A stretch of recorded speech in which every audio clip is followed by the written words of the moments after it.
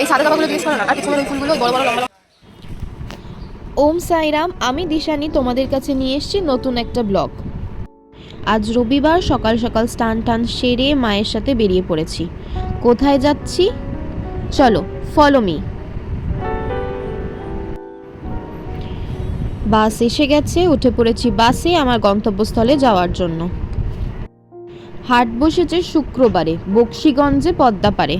না না না, আজ শুক্রবারও নয়, পদ্মা পারও নয়, আজ হলো রবিবার, আর এটা হলো উত্তর কলকাতার গ্যালেপ স্ট্রিটের হাট। উত্তর কলকাতার এই গ্যালেপ স্ট্রিটের হাট খুবই জনপ্রিয়। এখানে মাছ, পশু, পাখি, গাছ, বিভিন্ন রকমের মাছেদের খাবার, পাখিদের খাবার, বিভিন্ন রকমের টপ সব পাওয়া যায়। এই যে হাটে এসেই আমার মা শুরু করে দিয়েছে জবা গাছ কিনতে।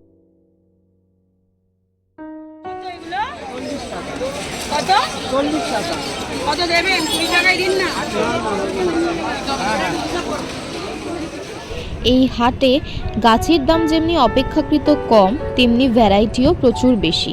তাছাড়াও এখানে বিভিন্ন রকমের সার, মাটি, পাখিদের খাবার, স্প্রে বোতল, বিভিন্ন রকমের টব খুব সুন্দর সুন্দর পাওয়া যায়।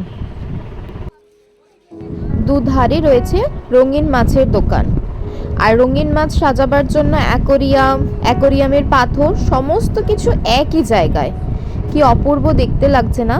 এই হাট, রবিবারের হাটে কত জনসমাগম ঘটে। এই দেখো, মা এখানে দেখিয়ে নিচ্ছে মা কত কিছু কিনে ফেলেছে।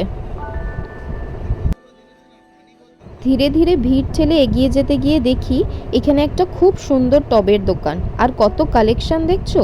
আর এই বুদ্ধ টবগুলো কি অসাধারণ। তবে আমার মনে হয় এই দোকানগুলোতে আর একটু দরদাম করে কিনতে পারলে আরও ভালো হবে। আর গাছগুলো উচিত একটু যাচাই করে নেওয়া, যেমন শিকড় আছে কিনা, না হলে বাড়ি গিয়ে ঠকতে হতে পারে। আর আমার মতো নতুন যারা গাছপ্রেমী, তারা কিভাবে পরিচর্যা করতে হবে সেটাও জেনে নিতে পারো। সমস্ত কেনাকাটা করে চলে এসেছি বাড়িতে। রোদ বেশি থাকার জন্য ইচ্ছা থাকলেও ঘুরতে পারিনি। সবাই ভালো থেকো, সুস্থ থেকো, জয় জগন্নাথ।